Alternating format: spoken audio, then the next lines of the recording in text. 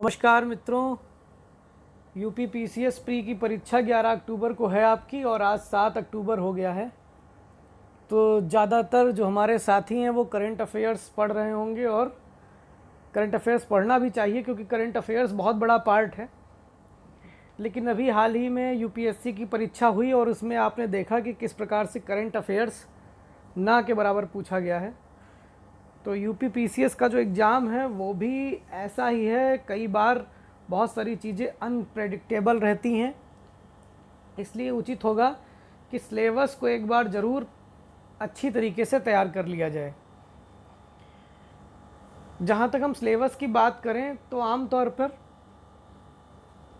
Syllabus के ज़्यादातर question तो कवर कर लिए जाते हैं, लेकिन जनरल साइंस, सामान्य विज्ञान एक ऐसा पोर्शन है जो ज़्यादातर लोगों द्वारा बिना पढ़े ही छोड़ दिया जाता है। प्रायः हम लोग संविधान पढ़ लेते हैं, करंट अफेयर्स पढ़ लेते हैं, हिस्ट्री पढ़ लेते हैं, ज्योग्राफी भी पढ़ लेते हैं, लेकिन साइंस का जो जनरल साइंस वाला पोर्शन है वो छोड़ देते हैं। जबकि जनरल साइंस से लगभग 15 से 20 क्वेश्चन जो है हर साल पूछे जा रहे हैं और लगातार इनका परसेंटेज जो है बढ़ रहा है। जनरल साइंस के जो क्वेश्चंस हैं, प्रायः जो साइंस ग्रुप के बच्चे हैं, साइंस ग्रुप के जो कंपटीशन देने वाले कैंडिडेट्स हैं, वो इसको ज़्यादा नेगलेक्ट करते हैं क्योंकि उन्हें लगता है कि जनरल साइंस के क्वेश्चन हम सही कर लेंगे। जबकि जनरल साइंस के जो क्वेश्चन होते हैं वो प्योर साइंस से थोड़ा सा अलग होते हैं। तो आइए हम देखते हैं। आज हमने जनरल साइंस पर एक वीडियो तैयार किया है और जनरल साइंस के इस वीडियो में हमने इस वीडियो को 2 पार्ट में बनाया है। ये जनरल साइंस का फर्स्ट वीडियो है। इस फर्स्ट वीडियो में हमने फिजिक्स और केमिस्ट्री से रिलेटेड जो भी क्वेश्चन आपके यूपी पीसीएस एग्जाम्स में या संघ लोक सेवा आयोग द्वारा आयोजित सिविल सेवा परीक्षा में सामान्य विज्ञान की प्रकृति के हैं और पूछे जाते रहे हैं, उन्हीं प्रश्नों को इसमें उठाया गया है। आमतौर पर इसमें जो भी प्रश्न उठाए गए हैं वो to the point exam oriented हैं, बहुत ज़्यादा पूछे जाते हैं और बहुत बार ऐसा होता है कि इस तरह के क्वेश्चंस आप गलत करके आते हैं। तो आइए देखते हैं। सबसे पहले हम चलते हैं ज्योति तीव्रता का मूल मात्रक। तो मूल मात्रक आप लोगों ने विज्ञान में पढ़ा होगा कि मूल मात्रक जो होते हैं, मूल राशियां होती हैं और उनके मात्रक को मूल मात्रक कहते हैं। तो ज्योति तीव्रता जो है एक प्रकार की मूल राशि है और जो स्टैंडर्ड इंटरनेशनल फार्मूला है, सिस्टम इंटरनेशनल एसआई मानक, तो ज्योति तीव्रता का जो मूल मात्रक है उसे हम कहते हैं कैंडिला। तो इसको आप विशेष तौर से ध्यान रखिएगा कि ज्योति तीव्रता का जो मूल मात्रक है उसे आप क्या कहेंगे? कैंडिला कहेंगे।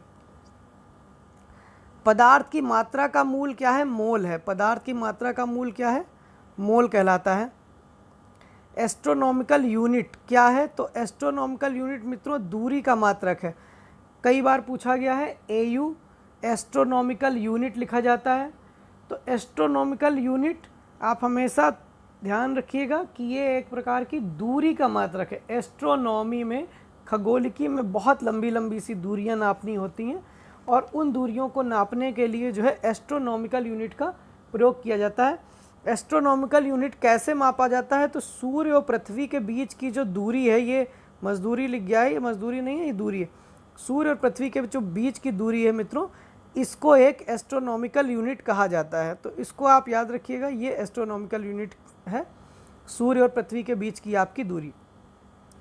तो वैसे होती कितनी है? तो इसको आप नोट करना चाहें तो नोट कर लें। एक एस्ट्रोनॉमिकल यूनिट होती है 1.495 गुणे 10 की घात 11 मीटर। तो वैसे ये नहीं पूछा जाएगा आपसे, तो मैंने आपको समझाने के लिए बता दिया है। क्वेश्चन सीधे सीधे पूछा जाएगा एस्ट्रोनॉमिकल यूनिट क्या है? सूर्य और पृथ्वी के बीच की दूरी जो है वो एस्ट्रोनॉमिकल यूनिट कहलाती है।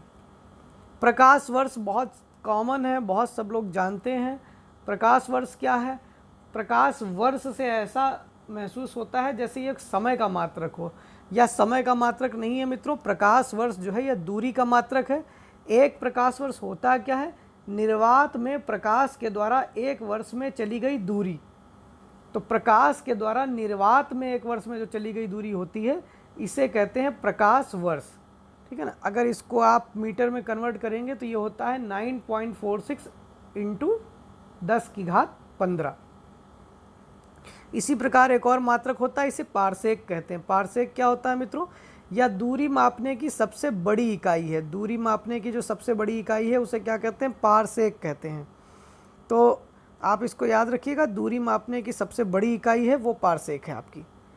प्रकृति में मूलतः बल जो है वो 4 प्रकार के होते हैं। आप ध्यान दीजिएगा, हम लोग बहुत सारे बल पूछते हैं, बहुत सारे हम लोग बल पढ़ते लिखते रहते हैं, लेकिन जो प्रकृति में मूलतः बल होते हैं ये 4 प्रकार के होते हैं केवल।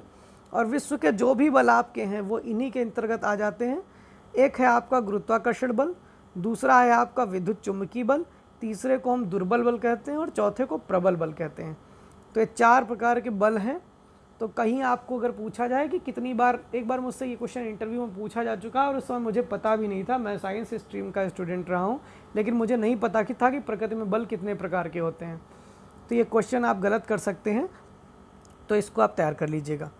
विद्युत चुंबकीय बल, विद्युत चुंबकीय बल क्या होते हैं, विद्युत एवं चुंबकीय बल मिलकर के विद्युत चुंबकीय बल की रचना करते हैं। तो विद्युत चुंबकीय बल किससे मिलता है, विद्युत से और चुंबकीय बल से मिलता है। और यह जो विद्युत चुंबकीय बल है ये किसके माध्यम से काम करता है, या फोटान कण के माध्यम से काम करता है। फोटान जो कण होते हैं उनके माध्यम से ये काम करता है। ऊर्जा संरक्षण का नियम क्या होता है, ऊर्जा संरक्षण का नियम आपको पता है, ऊर्जा ना तो उत्पन्न होती है और ना ही नष्ट की जा सकती है, इसे केवल एक रूप से दूसरे रूप में परिवर्तन किया जा सकता है। तो ये इसका मतलब क्या हुआ कि जो विश्व की कुल ऊर्जा होती है वो क्या होती है, वो नियत होती है। तो इसको आप याद रखिएगा, ऊर्जा संरक्षण का नियम बहुत ज़्यादा परीक्षाओं में पूछ लिया जाता है। सोलर सेल क्या करते हैं, सोलर सेल प्रकाश ऊर्जा को विद्युत ऊर्जा में बदलता है। प्रकाश ऊर्जा है, सोलर है, सूर्य की ऊष्मा आई, सूर्य की ऊष्मा कैसे प्राप्त हो रही, प्रकाश के माध्यम से। प्रकाश ऊर्जा को सोलर सेल ने किस में कन्वर्ट कर दिया, विद्युत ऊर्जा में। और डायनमो क्या करता है, यांत्रिक ऊर्जा को विद्युत ऊर्जा में बदलता है। डायनमो क्या होता है, पवन चक्की चल रही है, हवा से पवन चक्की चल रही है, पंखा घूम रहा है, वो जो यांत्रिक ऊर्जा कन्वर्ट हुई उसे डायनमो ने विद्युत ऊर्जा में बदल दिया। तो इसको आप ध्यान रखिएगा, डायनमो यांत्रिक ऊर्जा को विद्युत ऊर्जा में बदलता है और सोलर सेल प्रकाश ऊर्जा को विद्युत ऊर्जा में बदलता है। ये मैंने कुछ आपके लिए डाल दिया है, इसको आप पढ़ लीजिएगा। सौर सेल जो है प्रकाश ऊर्जा को विद्युत ऊर्जा में बदलता है, ये आपको समझ में आ गया है। डायनमो यांत्रिक ऊर्जा को विद्युत ऊर्जा में बदलता है। अब विद्युत मोटर क्या करता है, विद्युत मोटर में जा क्या रहा है, बिजली जा रही है, तो विद्युत ऊर्जा है। और विद्युत ऊर्जा से वो उसको काम कर रहा है, वर्क जनरेट कर रहा है, तो विद्युत ऊर्जा को उसने यांत्रिक ऊर्जा में बदल दिया। माइक्रोफोन क्या करता है, माइक्रोफोन में हम बोलते हैं तो ध्वनि ऊर्जा गई और ध्वनि ऊर्जा को विद्युत ऊर्जा में कन्वर्ट कर देता है और लाउड स्पीकर के माध्यम से उस विद्युत ऊर्जा को फिर से क्या कर देता है, ध्वनि ऊर्जा में बदल के बाहर कर देता है। तो माइक्रोफोन ध्वनि ऊर्जा को विद्युत ऊर्जा में बदलता है। और लाउड स्पीकर क्या करता है मित्रों, लाउड स्पीकर में क्या हो रहा है, लाउड स्पीकर आपने देखा होगा बड़ा सा होता है, उससे आवाज़ निकलती है, मतलब ध्वनि ऊर्जा को वो बाहर निकाल रहा है, यानी विद्युत ऊर्जा को ध्वनि ऊर्जा में बदल रहा है। सितार क्या करता है, सितार पर हम हाथ फेरते हैं, तार हिलाते हैं, इसका मतलब यांत्रिक ऊर्जा है और उससे निकलती है ध्वनि, तो ध्वनि ऊर्जा में है। बल्ब का ट्यूब लाइट हीटर का जलना, ये क्या करते हैं, विद्युत ऊर्जा को प्रकाश और ऊष्मा में बदलते हैं। मोमबत्ती का जलना, मोमबत्ती जब जलती है तो रासायनिक क्रिया होती है, तो रासायनिक ऊर्जा होती है और रासायनिक ऊर्जा को प्रकाश और ऊष्मा में बदलती है। कोयले के जलने में क्या होता है, रासायनिक ऊर्जा को ऊष्मा ऊर्जा में बदला जाता है। विद्युत सेल में क्या होता है, विद्युत सेल में रासायनिक ऊर्जा इकट्ठी होती है और विद्युत ऊर्जा में कन्वर्ट होकर के हमें मिल जाती है। इंजन में क्या होती है, ऊष्मा ऊर्जा को यांत्रिक ऊर्जा में बदल देता है। प्रकाश विद्युत सेल प्रकाश ऊर्जा को विद्युत ऊर्जा में बदलते हैं। तो इनमें से कई पूछे जाते हैं, प्रायः डायनमो पूछा जाता है, तो प्रकाश विद्युत सेल पूछे जाते हैं, इनको आप तैयार रखिएगा। गुरुत्व जनित त्वरण स्मॉल जी आप लोगों ने पढ़ा होगा, F = mg। हाँ, कई बार प्रूफ किया जाता है कि g का मान जो है द्रव्यमान पर निर्भर नहीं करता है, तो इसको आप याद रखिएगा कि g का मान जो है वो द्रव्यमान पर निर्भर नहीं करता है। द्रव्यमान और भार में अंतर आप समझते हैं ना, द्रव्यमान का मतलब होता है किसी पदार्थ में जो मात्रा है उसे द्रव्यमान कहते हैं, और जब उसमें स्मॉल g जुड़ जाता है, गुरुत्वीय त्वरण जुड़ जाता है, तो उसे भार कहते हैं। तो गुरुत्वीय त्वरण जो होता है वो द्रव्यमान पर निर्भर नहीं करता है। इसका मतलब अगर भिन्न भिन्न द्रव्यमान की वस्तुएं हैं और उनको एक ऊंचाई से गिराया जाए, मुक्त रूप से वो गिर रही हों, तो उनमें जो लगने वाला समय होगा पृथ्वी तल पर पहुंचने वाला, वो समान होगा। उसमें समय में किसी प्रकार की कोई कमी नहीं आएगी मित्रों, क्योंकि उसमें त्वरण क्या हो रहा है, जी क्या हो रहा है, समान हो रहा है। अच्छा, एक इसमें अगर कंडीशन हो, अगर हवा चल रही हो तब क्या होगा? हाँ, अगर हवा चल रही होगी तो फिर उसके कारण दूसरी जो कंडीशंस हैं वो काम करने लगेंगी। वायु का दाब काम करने लगेगा, वायु की श्यानता काम करने लगेगी। तो इसकी वजह से क्या होगा, अगर कोई भारी चीज़ है तो वो जल्दी नीचे गिरेगी, और हल्की चीज़ है वो थोड़ा सा हो सकता है लेट में नीचे गिरे। तो इस चीज़ को आप ध्यान रखिएगा। अगर मुक्त रूप से गिर रही है तो गुरुत्वीय त्वरण का प्रभाव नहीं पड़ेगा, लेकिन अगर वायु चल रही है, ऐसी अवस्था में गिर रही, तो गुरुत्वीय त्वरण का प्रभाव पड़ेगा। पृथ्वी तल पर स्मॉल जी का मान तो भूमध्य रेखा पर न्यूनतम होता है और ध्रुवों पर अधिकतम होता है। भूमध्य रेखा पर न्यूनतम और ध्रुवों पर अधिकतम क्यों होता है? बहुत सारे हमारे बच्चों ने पढ़ा भी होगा। क्योंकि भूमध्य रेखा पर क्या होता है, पृथ्वी की त्रिज्या जो होती है सबसे ज़्यादा होती है, तो इसलिए जी का मान जो है वहाँ पर कम हो जाता है। क्योंकि स्मॉल जी बराबर, आप लोगों ने जो पढ़ा होगा तो आपको पता होगा, MEM/RE² होता है। यानी त्रिज्या जितनी ज़्यादा होगी स्मॉल जी का मान उतना कम होगा। तो भूमध्य रेखा पर क्या होता है, भूमध्य रेखा पर आपकी त्रिज्या, भूमध्य रेखा पर तो पृथ्वी उभरी हुई है भाई। पृथ्वी जो है अगर हम उसको बनाए तो ऐसी है, ठीक है ना। ये आपके पोल हो गए ये। तो भूमध्य रेखा पर पृथ्वी की जो त्रिज्या है वो सबसे ज़्यादा है, और ध्रुवों की ओर जो पृथ्वी की त्रिज्या है वो कम है। तो भूमध्य रेखा पर पृथ्वी की त्रिज्या ज़्यादा हो गई, तो भूमध्य रेखा पर ध्रुव जी का मान सबसे कम हो गया। और ध्रुवों पर क्या होता है, ध्रुवों पर त्रिज्या जो है वो कम है। तो जब ध्रुवों पर त्रिज्या कम है तो ध्रुवों पर जो स्मॉल जी का मान होगा वो अधिकतम होगा, ठीक है। तो इसको आप याद रखिएगा। पृथ्वी तल से अगर ऊपर या नीचे जाएंगे तो भी जी का मान परिवर्तित होता है। जियो स्टेशनरी सैटेलाइट क्या होता है? यदि किसी कृत्रिम उपग्रह की पृथ्वी तल से ऊंचाई इतनी हो कि उसका परिक्रमण काल पृथ्वी की अच्छी गति के बराबर हो, तो उसे जियो स्टेशनरी उपग्रह कहते हैं। मतलब इसको समझते हैं, ये पृथ्वी है और ये उपग्रह है। अब पृथ्वी के घूमने की जो गति है और उपग्रह के चलने की गति है वो बराबर है। तो जब यहाँ से देखा गया तो यहाँ उपग्रह है, जब यहाँ पृथ्वी आई तो यहाँ उपग्रह आ गया, जब यहाँ पृथ्वी आई तो यहाँ उपग्रह आ गया, जब यहाँ पृथ्वी आई तो यहाँ उपग्रह आ गया। तो इसका मतलब क्या हुआ कि कहीं से भी पृथ्वी से देखा जाएगा उपग्रह स्थिर दिखाई देगा। ऐसे उपग्रह को जियो स्टेशनरी सैटेलाइट कहते हैं। ये लगभग 36,000 किलोमीटर की ऊंचाई पर स्थिर होते हैं। तो इसको आप याद रखिएगा, 35,786 होता है, तो लगभग 36,000। अच्छा, जियो स्टेशनरी उपग्रह का उपयोग क्या होता है? तो इसका उपयोग होता है दूरदर्शन में, रेडियो प्रसारण में, दूर संचार में, मौसम संबंधी भविष्यवाणी में। तो इसको तो आप याद करना पड़ेगा आपको, तो इसको आप याद कर लीजिएगा।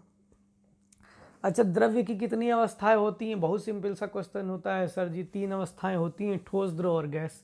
लेकिन विज्ञान में द्रव्य की एक चौथी अवस्था भी मानी जाती है, जिसे प्लाज्मा अवस्था कहते हैं। तो कहीं अगर लिखा हो कि द्रव्य की 4 अवस्था होती हैं और चौथी अवस्था को प्लाज्मा अवस्था कहते हैं, तो उससे आप गलत ना मानिएगा, उसको आप सही मान के टिक करिएगा।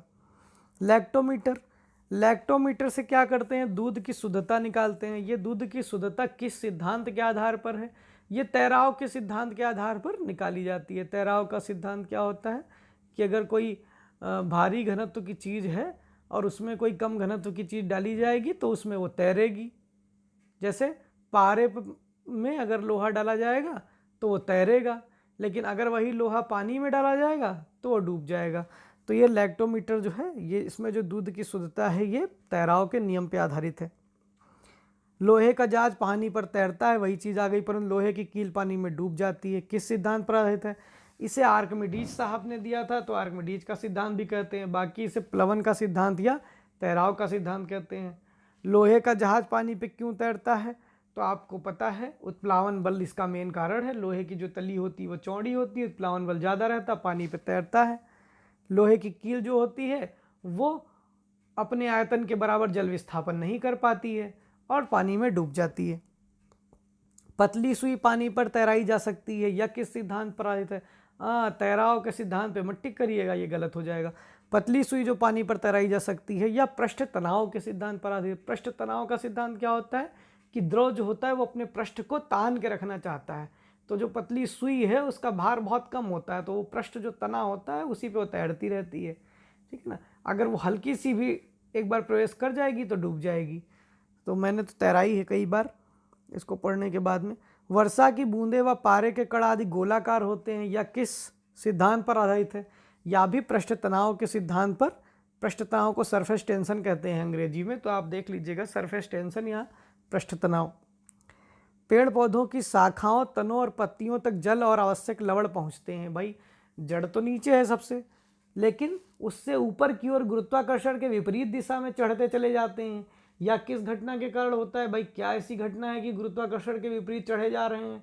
गुरुत्वाकर्षण के विपरीत जो चढ़े जा रहे हैं इस घटना को कहते हैं केशिकात्व। यह भी पृष्ठ तनाव से संबंधित एक घटना है। द्रव का जो दाब होता है वो हर जगह पे समान होता है, आपने पढ़ा होगा P बराबर HdG का सिद्धांत। तो उसी सिद्धांत से केशिकात्व जो है बनता है। तो क्या होता है, अगर केशिका के बराबर एक पतली सी नली हो, उसको किसी पानी में द्रव में डुबो दो और वो नली अनंत हो तो अनंत छोर तक पानी पहुंच जाएगा। तो ये जो है केशिकात्व के द्वारा कितना भी ऊंचा पेड़ हो उसमें जड़ें जो है पानी ऊपर तक पहुंचा देती हैं। बादल आकाश में तैरते हुए प्रतीत होते हैं, या विज्ञान के किस नियम पर आधारित है? ये प्लवन के नियम पर आधारित नहीं है, ये श्यानता पर आधारित है। श्यानता क्या होती है? श्यानता का मतलब एक प्रकार की गाढ़ापन, हवा में भी गाढ़ापन होता है, तमाम सारी हवाएं होती, तमाम सारी गैसें होती, उनकी परतें होती, उन परतों के कारण बादल आकाश में तैरते हुए प्रतीत होते हैं। ज्वालामुखी से निकला हुआ लावा बहुत अधिक गाढ़ा होने पर भी बहुत तेजी से बहता है। क्यों बहता है इतना गाढ़ा होने पर भी? इसका भी मेन कारण श्यानता ही है, क्योंकि उसका घनत्व जो होता है बहुत कम होता है। जो उसका घनत्व होता है वो अधिक नहीं होता है ज्वालामुखी के लावे का, और घनत्व कम होता है इसलिए वो बहता चला जाता है। पास्कल, बार, टॉर आदि किसके मात्रक हैं? कई बार पूछा गया है पास्कल किसका मात्रक है, आप गलत करके चले आते हैं। तो पास्कल जो है वायुदाब का मात्रक है। यदि कोई लड़की झूला झूलते झूलते खड़ी हो जाए तो क्या होगा? झूले का आवर्तकाल घट जाएगा। अब अगर इसको आप लोग समझना चाहते हैं तो फिर इसके लिए तो हमें भाई विज्ञान जो है थोड़ा गहराई में पढ़ना पड़ेगा। अब इसको आप ऐसे समझ लीजिए कि जो आवर्तकाल होता है वो लंबाई पर डिपेंड करता है ना। जब कोई लड़की खड़ी हो जाती है तो जो डोरी है उसका सर, आप सर से नापिए तो डोरी से उसके सर की लंबाई क्या हो गई? घट गई। तो जो जब वो लड़की झूल रही है तो एक प्रकार का वो लोलक बनाती है। लोलक क्या होता है? ये कोई बिंदु है, ये कोई रस्सी है, ये ऐसे घूम रही, ये ऐसे घूम रही। तो जब कोई लड़की बैठी हुई है तो इसका जो आलम्ब है वो यहाँ पर है, तो ये लंबाई ज़्यादा है। लंबाई ज़्यादा है तो आवर्तकाल भी ज़्यादा है, क्योंकि आवर्तकाल किस पे निर्भर करता है? लंबाई पर। आवर्तकाल समझ रहे हैं ना? आवर्तकाल का मतलब एक यहाँ से यहाँ तक जाने में और फिर यहाँ से आने में जो लगने में समय होता है उसे आवर्तकाल कहते हैं। आवर्तकाल का मतलब टी या समय। तो अगर इसका फार्मूला देखेंगे तो ये होता है T बराबर 2π√L/G। L/G, L का मतलब लंबाई। लंबाई ज़्यादा तो आवर्तकाल ज़्यादा, लंबाई कम तो आवर्तकाल कम। तो जब लड़की बैठी हुई थी तो ये लंबाई ज़्यादा थी, जब लड़की खड़ी हो गई तो ये लंबाई अब कम हो गई। लंबाई कम हो गई तो झूले का आवर्तकाल क्या हो जाएगा? झूले का आवर्तकाल घट जाएगा। ठीक है मित्रों। यदि किसी लोलक घड़ी को उपग्रह पर ले जाएं तो क्या होगा? भाई लोलक घड़ी किस पे डिपेंड करती है? लोलक घड़ी जो है वो डिपेंड करती है भार पर, लेकिन वहाँ पर कोई भार तो होगा नहीं, भारहीनता की स्थिति हो जाएगी। जब भारहीनता की स्थिति हो जाएगी तो घड़ी का आवर्तकाल क्या हो जाएगा? अनंत हो जाएगा। भाई जी का मान शून्य हो जाएगा, जी का मान शून्य हो जाएगा तो घड़ी का जो आवर्तकाल है वो क्या हो जाएगा? अनंत हो जाएगा। और अनंत हो जाएगा तो उपग्रह में लोलक घड़ी काम नहीं करेगी। तो इसे आप याद रखिएगा। अच्छा, ये मैंने जो है कुछ चीज़ें आपको बताने का प्रयास किया है, इसको थोड़ा सा देखते हैं। ये है स्पेक्ट्रम। स्पेक्ट्रम क्या होता है? सूर्य की जो तरंगें आती हैं उसको विभिन्न भागों में बांटा जाता है। किसके आधार पर? वेवलेंथ के आधार पर, तरंग दैर्ध्य के आधार पर। तो जो सबसे सूक्ष्म किरण होती है उसको गामा किरण कहते हैं। गामा किरण जो है सबसे सूक्ष्म होती है, और जो सबसे सूक्ष्म होती है तो भाई सूक्ष्म है तो सबसे ज़्यादा भेद देगी। भाई ये बताओ, ज़्यादा मोटा चीज़ होगा, मोटी कील होगी तो नहीं भेदेगी, पतली कील होगी तो खूब गहरे तक भेदेगी। तो गामा किरण सूक्ष्म है तो सबसे ज़्यादा भेदन क्षमता किसकी होती है? गामा किरण की होती है। गामा किरण का उपयोग किस में होता है? एटॉमिक न्यूक्लियाई में होता है, मतलब नाभिकीय विज्ञान में इसका प्रयोग होता है, ठीक है ना। दूसरी एक्स किरण होती है, एक्स किरण की भी भेदन क्षमता बहुत होती है, तो इसका प्रयोग एटम्स में होता है। तीसरा अल्ट्रावायलेट है। अल्ट्रावायलेट जो होती हैं, अल्ट्रावायलेट को कहते हैं हम पराबैंगनी किरणें। पराबैंगनी किरणें जो होती हैं ये, इनका प्रयोग आपने देखा होगा कि अल्ट्रावायलेट किरणें कहते हैं कि त्वचा को नुकसान पहुंचाती हैं, इसीलिए हमारे वहाँ प्रकृति में ओजोन की छड़ है, यानी मालिक्यूल में इनका प्रभाव पड़ता है। इसके बाद अल्ट्रावायलेट के बाद जो किरणें होती हैं विजिबल होती हैं, दृश्य होती हैं, दिखती हैं। उसका आपको सबको पता ही है कि हम क्या प्रयोग करते हैं। विजिबल रेज का सबसे ज़्यादा प्रयोग तो आपको पता ही है कि उससे हम देखते हैं विजिबल रेज से। अगर विजिबल करंट ना हो तो हम तो देख ही नहीं पाएंगे। तो ये जो है एक बहुत ही महत्वपूर्ण बात है, इसको आप ध्यान रखिएगा कि विजिबल रेज जो है वो बहुत ज़्यादा ज़रूरी है, क्योंकि उसी से हम देखते हैं किसी चीज़ को। इसके बाद क्या होता है? इंफ्रारेड होता है। इंफ्रारेड को कहते हैं अवरक्त किरण। अवरक्त किरण, इंफ्रारेड की खास बात क्या होती है? ये हीट इनमें होती है। जो हीट हमें मिलती है कहीं भी, वो हीट हमें कहाँ से मिलती है? अवरक्त किरणों से मिलती है। तो इसका मतलब क्या हुआ? अगर अवरक्त किरणें नहीं होंगी तो हमें हीट नहीं मिलेगी, और अगर हीट नहीं मिलेगी तो क्या होगा? हीट नहीं मिलेगी तो जैसे हमारे कपड़े नहीं सूखेंगे, कपड़े हमारे हीट से सूखते हैं, हमें गर्मी का आभास नहीं होगा। तो ये बहुत ज़्यादा इम्पॉर्टेंट है इंफ्रारेड किरणें। इसके बाद माइक्रोवेव होती है, आपने सुनी होगी, माइक्रोवेव ओवन होता है, खाना पकाने में काम आता है। तो सूर्य के स्पेक्ट्रम में जो माइक्रो तरंगे होती हैं, ये भी सूक्ष्म तरंगे होती हैं, ये काफ़ी काम करती हैं, ठीक है ना। इनकी जो वेवलेंथ होती है ये थोड़ी सी ज़्यादा होती है, वेवलेंथ जो है इनकी ज़्यादा होती है, अब ये बड़ी होने लगी थोड़ी सी। इसके बाद रेडियो तरंगे होती हैं। रेडियो तरंगों की वेवलेंथ सबसे ज़्यादा होती है। जिसकी वेवलेंथ ज़्यादा होगी उसकी आवृत्ति क्या होगी? कम होगी। मैंने आपको बताया कि वेवलेंथ ज़्यादा होगी तो आवृत्ति कम होगी, तो आवृत्ति इनकी कम होती है। रेडियो तरंगे, रेडियो तरंगे का जो प्रयोग होता है बहुत सारे रेडियो प्रसारण में होता है, सूचनाओं के प्रसारण में होता है। तो इनके और भी बहुत सारे यूज होते हैं, इसको देख लीजिएगा, लेकिन मोटा मोटा आप समझे रहिएगा, ठीक है ना। आवृत्ति जो है वो रेडियो तरंगों की कम होती है और गामा तरंगों की सबसे ज़्यादा होती है। इसको इस तरह से आप समझ लीजिएगा। और जो तरंग दैर्ध्य होती है, वेवलेंथ होती है, वो सबसे ज़्यादा रेडियो तरंगों की होती है। तो आवृत्ति और तरंग दैर्ध्य में उल्टा संबंध होता है, ठीक। ध्वनि तरंगे क्या होती हैं साहब? ध्वनि तरंगे जिन तरंगों की आवृत्ति लगभग 20 कंपन प्रति सेकंड से लेकर के 20,000 कंपन प्रति सेकंड के बीच होती है। तो इन तरंगों की खास बात ये होती है कि मानव कान इन्हें सुन सकता है, तो इनको श्रव्य तरंगे कहते हैं। तो 20 से अगर 20,000 हर्ट्ज के बीच में है, हर्ट्ज से इसको नापा जाता है, तो उसे ध्वनि तरंग कहते हैं। कुछ माध्यमों में ध्वनि की चाल आप देख लीजिए, जैसे एल्यूमिनियम में आप देखिए ध्वनि की चाल कितनी दिख रही है भाई? 6,420 मीटर प्रति सेकंड। तो एल्यूमिनियम में सबसे ज़्यादा है, कांच में उसके बाद है, लोहा में उसके बाद है।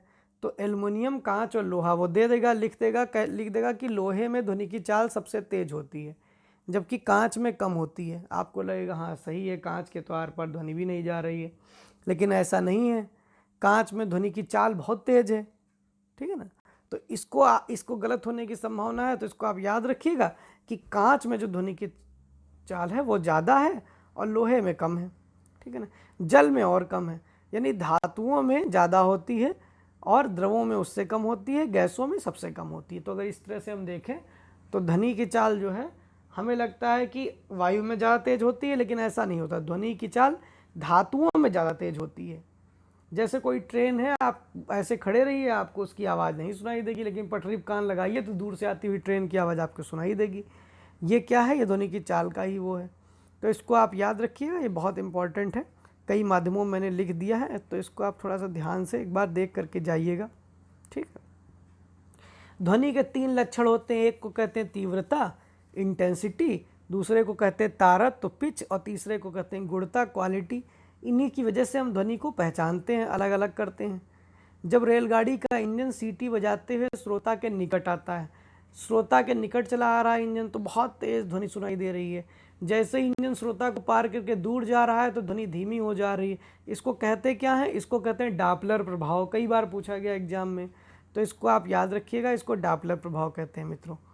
ठीक है, प्रकाश में डापलर प्रभाव। अच्छा ये ध्यान रखिएगा, ध्वनि में तो अगर आ रहा है और जा रहा है तो डापलर प्रभाव बदल जाता है, लेकिन प्रकाश में चाहे वो पास आ रहा हो चाहे दूर जा रहा हो, दिशा से डापलर प्रभाव पे कोई प्रभाव नहीं पड़ता है। यानी अगर लिखेगा कि प्रकाश में डापलर प्रभाव दिशा पर निर्भर करता है तो ये गलत चीज़ लिख रहा है। तो आप देखिएगा, वैसे यूपीपीसीएस में सीधे सीधे क्वेश्चन ज़्यादा आते हैं, तो इस तरह के क्वेश्चन आने की संभावना कम है, लेकिन सीधे क्वेश्चन ये पूछा गया कई बार। यदि कोई तारा, ये बहुत बार पूछा गया है, यदि कोई तारा पृथ्वी की ओर आ रहा है तो उससे प्राप्त जो प्रकाश है उसकी तरंगदैर्घ्य किसकी ओर जाएगी? बैगनी सिरे की ओर। भाई प्रकाश के दो सिरे हो गए, प्रकाश के सिरे को पहचानने का क्या तरीका होता है? उसको लिखते हैं विब ग्योर, VI विब ग्योर, इसको आप याद कर लीजिएगा। V का मतलब वायलेट बैगनी, R का मतलब रेड, वायलेट के इस पार अल्ट्रा वायलेट, R के इस पर R इंफ्रारेड, बीच में सबसे बीच में ग्रीन, और फिर येलो, इधर ऑरेंज, इधर ब्लू, इधर इंडिगो।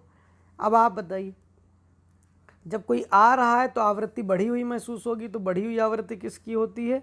बैगनी की, तो बैगनी रंग दिखाई देगा। और जब जा रहा है पृथ्वी से दूर तो घटी हुई आवृत्ति महसूस होगी, तो घटी हुई आवृत्ति सबसे कम किसकी होती है? रेड की ओर। तो आएगा तो धीरे धीरे इधर की ओर शिफ्ट होगा, यानी येलो, अगर पीला है तो हरा दिखाई देने लगेगा, हरे के बाद नीला दिखाई देगा, नीले के बाद बैगनी दिखाई देगा। और अगर दूर जा रहा है तो पहले बैगनी दिखाई देगा, फिर नीला दिखाई देगा, फिर हरा दिखाई देगा, और अंतिम में पीला दिखाई देते हुए लाल दिखाई देने लगेगा। तो इससे आप उसको पकड़ लेंगे। ठीक है, ये क्वेश्चन कई बार पूछा गया है, इसको आप देख लीजिएगा। विश्व स्वास्थ्य संगठन के अनुसार मानव के लिए कितने डेसिबल की ध्वनि सर्वोत्तम होती है? तो मित्रों 45 डेसिबल की जो ध्वनि है उसे सर्वोत्तम माना गया है। ये कई बार पूछा गया है, इसको गलती मत करिएगा, तमाम जगह आंसर गलत दिया रहता, 45 डेसिबल टिक करके आना है बस। विश्व स्वास्थ्य संगठन के अनुसार कितने डेसिबल से ऊपर की ध्वनि को मानव स्वास्थ्य के लिए हानिकारक माना जाता है? 75 डेसिबल से अगर ऊपर की है तब उसे मानव स्वास्थ्य के लिए हानिकारक माना जाएगा। मैंने बहुत सोच से देख करके इसको निकाला है, गलती नहीं करनी है, 75 डेसिबल टिक करके आना है। स्पष्ट प्रतिध्वनि, प्रतिध्वनि क्या होती है? आवाज़ गई टकरा कर के आई, पहाड़ों में होता है, आपने देखा होगा, उसने आवाज़ लगाई किसी फिल्म में और उधर से आवाज़ लौट लौट के आ रही।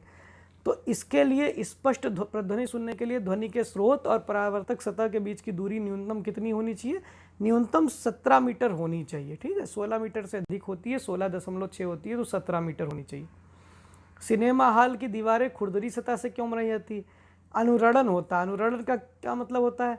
दीवारों से आवाज़ टकरा करके परावर्तित होती है और उसके कारण गूंजती है, तो इसलिए खुरदुरी सतह से बनाने पे दीवारें उस आवाज़ को एब्जॉर्ब कर लेती हैं, अवशोषित कर लेती हैं, फिर आवाज़ गूंजती नहीं है। तो सिनेमा हॉल की दीवारें जो है खुरदुरी सतह से बनाई जाती हैं। इसका कारण क्या है? अनुरण, या अंग्रेजी में कहते हैं इसको रिवर्बरेशन। ठीक है, किसी माध्यम में किसी पिंड की चाल और उसी माध्यम में ताप दाब की परिस्थितियों में जो ध्वनि की चाल का अनुपात होता है उसे मैक संख्या कहते हैं।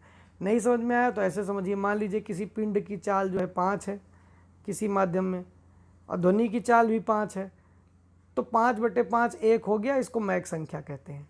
ठीक है ना। अब इस मैक संख्या का उपयोग क्या है, इसको ज़रा देखते हैं। अगर मैक संख्या 1 से अधिक है तो पिंड की चाल जो है सुपरसोनिक कहलाती है। ठीक, 1 से अधिक है। अगर 5 से अधिक है तो उसको हाइपरसोनिक कहते हैं, और अगर 1 से कम है तो उसको सबसोनिक कहते हैं। तो आप ध्यान रखिएगा, 1 से अधिक है मतलब 1 से 5 तक है, तब उसको क्या कहेंगे? सुपरसोनिक कहेंगे। और अगर 5 से ऊपर हो गई तो हाइपरसोनिक कहेंगे। तो कई बार आपने पढ़ा होगा मिसाइलों में कि यह एक सुपरसोनिक मिसाइल है। तो सुपरसोनिक का मतलब हुआ कि ध्वनि की चाल के मैक संख्या इसकी जो है वो 5 गुने तक है, यानी ध्वनि की चाल से हम ऐसे कह सकते हैं कि ध्वनि की चाल से 5 गुना तक को सुपरसोनिक कहेंगे। और 5 से ज़्यादा हो गया, मान लो ध्वनि की चाल से 6 गुना तेज चल रहा है, 7 गुना तेज चल रहा है, 10 गुना तेज चल रहा है, तो उसको कहेंगे हाइपरसोनिक। और अगर ध्वनि की चाल से कम है तो उसको सबसोनिक भी कहते हैं। अच्छा, रेडियो रेडियो जो है आपका बजता है वो ध्वनि के किस सिद्धांत पे काम करता है? तो ध्वनि का एक सिद्धांत होता है अनुनाद का सिद्धांत। अनुनाद का सिद्धांत में क्या होता है, अगर दो चीज़ों की फ्रीक्वेंसी आवृत्ति एक जैसी हो तो उसकी आवृत्ति के कंपन बहुत बढ़ जाते हैं। तो क्या होता है, वहाँ से रेडियो सिग्नल भेजे जाते हैं, उसमें आवृत्ति होती है, और यहाँ से रेडियो में आवृत्ति होती है, और रेडियो की आवृत्ति और रेडियो सिग्नल की आवृत्ति जैसे मिली तो वही रेडियो स्टेशन आपको सुनाई देने लगता है। तो इसको अंग्रेजी में रिजोनेंस कहते हैं और अनुनाद भी कहते हैं। सीबैक का प्रभाव क्या होता है भाई? सीबैक का प्रभाव देख लीजिए। ठीक, क्या होता है, मान लीजिए दो धातु के तार हैं, थोड़ी देर के लिए हम देखते हैं। ये एक धातु का तार है किसी धातु का, और ये एक किसी दूसरी धातु का तार है, ठीक है। अब इन दोनों तारों को जोड़ के हमने एक परिपथ बना लिया। अब एक को हम रख रहे हैं खूब गर्म में और एक को रख रहे हैं खूब ठंडे में। तो जैसे ही इनके तापों के बीच में अंतर होगा तो इससे एक धारा बहने लगती है, इसे ताप विद्युत धारा कहते हैं। कई बार पूछा गया, इसको तैयार रखिएगा। और इस घटना को सीबेक का प्रभाव कहते हैं, ठीक है ना। अच्छा, उत्तापमापी क्या होता है? बहुत दूर की वस्तु है, बहुत ज़्यादा ऊंचा ताप है, तो उसके पास जाके उसको थर्मामीटर तो लगाओगे नहीं कि अब जाके सूरज को थर्मामीटर से नापने लगे। तो सूरज को थर्मामीटर से मत नापना, इसको नापने के लिए जो नाप के लिए प्रयोग किया था उसको पायरोमीटर कहते हैं। पूर्ण विकिरण उत्तापमापी, विकिरण से उसकी नाप की जाती मित्रों। प्रायः द्रव की खास बात क्या होती है, गर्म किए जाने पर आयतन में बढ़ते हैं, लेकिन जल में एक उल्टा गुण पाया जाता है। क्या पाया जाता है कि 0 डिग्री से 4 डिग्री सेंटीग्रेड तक इसका आयतन घटता है। तो जब आयतन घटेगा तो घनत्व तो क्या हो जाएगा, घनत्व तो जो बढ़ जाएगा। भाई सब समझते ही हो आप, आयतन और घनत्व तो एक दूसरे के उल्टा होते हैं। और जैसे 4 डिग्री सेंटीग्रेड के बाद गर्म करोगे फिर आयतन इसका बढ़ने लगेगा। इसे जल का असामान्य प्रसार कहते हैं। फायदा इसका क्या होता है? फायदा इसका ये होता है कि जैसे सर्दी हुई, सर्दी में क्या हुआ, बर्फ़ जम गई, पूरी बर्फ़ जम गई, 0 डिग्री सेंटीग्रेड है, लेकिन नीचे जो जल है वो क्या है, चूँकि उसका आयतन घटता है 0 डिग्री सेंटीग्रेड से 4 डिग्री सेंटीग्रेड तक गर्म करने पर, तो क्या है, वो जो ऊपर का तो बर्फ बन गई परत, लेकिन जो नीचे है, बर्फ़ के नीचे है जल, उसका तापमान 4 डिग्री सेंटीग्रेड पर स्थिर हो जाता है। तो इसका फ़ायदा क्या होता है, जो जीव जंतु होते हैं वो नीचे चले जाते हैं, नीचे का जो पानी है वो जम नहीं पाता है, क्योंकि घनत्व तो जो है वो 4 डिग्री सेंटीग्रेड पर अधिकतम होता है। तो जब घनत्व खूब ज़्यादा भी डेंस होगा पानी तो भी 4 डिग्री सेंटीग्रेड तो रहेगा ही। तो 4 डिग्री सेंटीग्रेड पे रहेगा, तो इसलिए 4 डिग्री सेंटीग्रेड पे जीव जंतु अपना जी जाते हैं। तो इसका फ़ायदा होता है। विकिरण क्या होता है भाई? ऊष्मा के चलने के कई माध्यम होते हैं। एक माध्यम को कहते हैं चालन। चालन में आपको पता होगा कि अणु जो है चल के ऊर्जा दे देते हैं। संवहन में क्या होता है? संवहन में एक स्थान से दूसरे स्थान पर चल के, चालन में कंपन के माध्यम से ऊर्जा देते हैं और संवहन में चल के ऊर्जा देते हैं। विकिरण एक ऐसा ऊर्जा के ट्रांसफ़र की ऐसी विधि है विकिरण, जिसमें किसी माध्यम की आवश्यकता नहीं होती है। ऊर्जा सीधे चली और सीधे चली आई। आप पढ़ोगे आगे चल के कि जब सूर्य से निकलती है तो फोटान के बंडल होते हैं, जैसे रुई का बंडल होता है ऐसे फोटान के बंडल हैं, और बंडल के बंडल आते हैं और टकराते हैं और ऊर्जा देते हैं। तो इसके लिए किसी माध्यम की आवश्यकता नहीं होती, निर्वात में भी ये चल सकते हैं, इनको किसी माध्यम की जरूरत नहीं होती फोटान को चलने के लिए। तो इसको विकिरण कहते हैं। तो विकिरण में जो ऊष्मा है वो तरंगों के रूप में चलती है, और इन तरंगों को विद्युत चुम्बकीय तरंगे कहते हैं। ठीक है, ये बहुत फेवरेट क्वेश्चन है जिसे मैं बताने जा रहा हूँ। किसी वस्तु की समतल दर्पण में पूरा प्रतिबिंब देखना है। दर्पण की लंबाई कितनी होनी चाहिए? दर्पण की लंबाई वस्तु की लंबाई से आधी होनी चाहिए। आधा होगा तो पूरा प्रतिबिंब बना देगा, एकदम सीधे आप देखोगे पूरा प्रतिबिंब बना देगा। ठीक है। उत्तल दर्पण क्या होता है? बहुत क्वेश्चन पूछा जाता है, खूब सब गलत करके आते हैं। उत्तल दर्पण कैसा होता है? उत्तल मतलब फैला हुआ होता है, उसका तल उभरा होता है।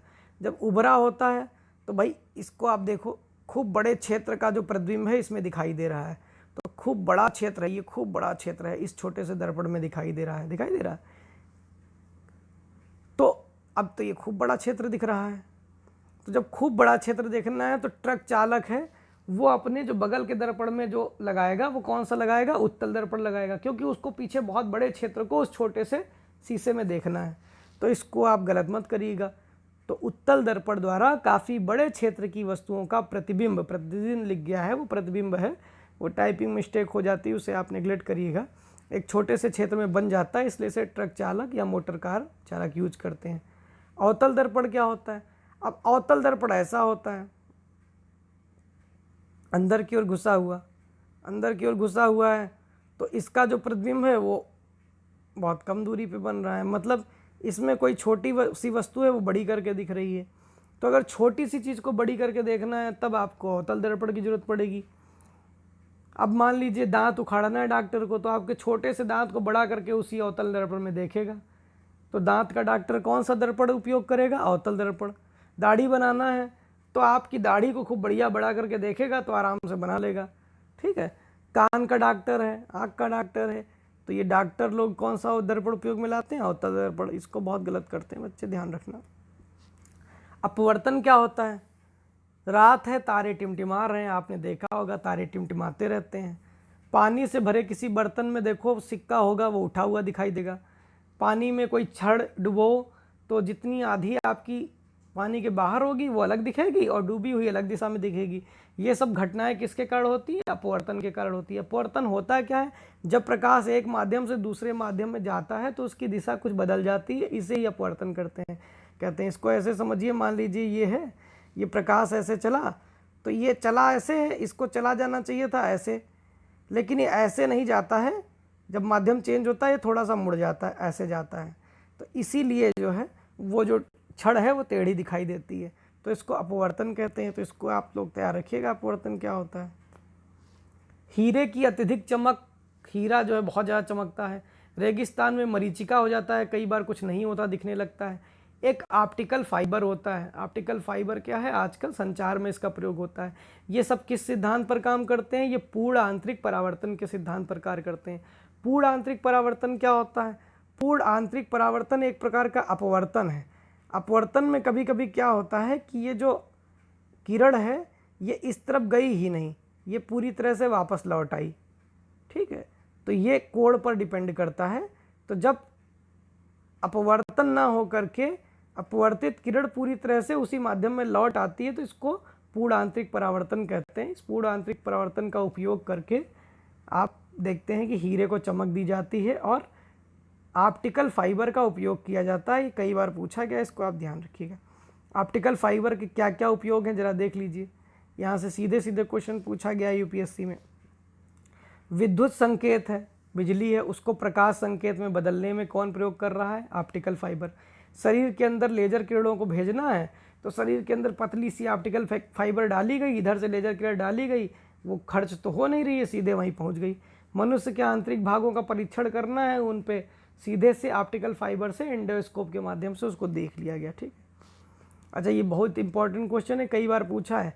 पानी के अंदर हवा का बुलबुला है, भाई पानी क्या है? पानी का घनत्व तो ज़्यादा है, हवा का कम है, तो पानी के अंदर हवा का है तो बुलबुला, दिखेगा तो वो उत्तल लेंस के समान, लेकिन व्यवहार कैसे करेगा? अवतल लेंस के समान, ठीक है। तो इसको समझ लीजिएगा, ये बुलबुला है तो दिखेगा तो ये उत्तल लेंस के समान, लेकिन दाब किधर की ओर है? इधर की ओर ज़्यादा लग रहा है, तो ये अवतल लेंस के समान जो है व्यवहार करता है। अच्छा, बैगनी रंग के प्रकाश की तरंग दैर्घ्य सबसे कम होती है, लाल रंग की सबसे अधिक होती है, हमने आपको बता दिया, इसलिए लाल रंग दिखता है। वेवलेंथ का मतलब खूब चौड़ी पट्टी है, इसीलिए देखिए लाल रंग खतरे का निशान लगाया जाता है, क्योंकि वो दूर तक दिखता है, जितना दूरी होगी लाल ही की ओर शिफ्ट होगा। जब दो कारें एक दूसरे की ओर आते हैं तो उनके प्रकाश के कारण चकाचौंध से दुर्घटना हो सकती है।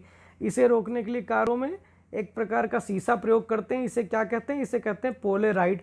तो पोलराइड क्या होता है इसको आप ध्यान रखिएगा, ये एक प्रकार का शीशा है।